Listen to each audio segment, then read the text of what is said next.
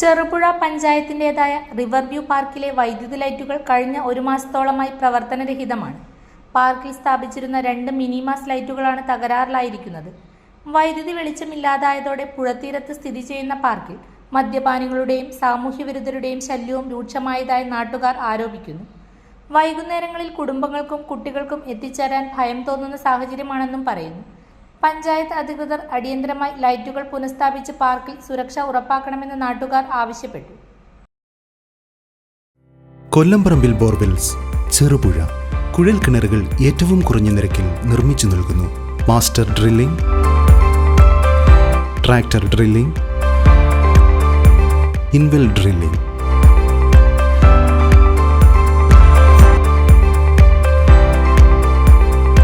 കുഴൽ കിണറുകൾക്ക് കമ്പ്യൂട്ടറൈസ്ഡ് സ്ഥാനനിർണ്ണയം.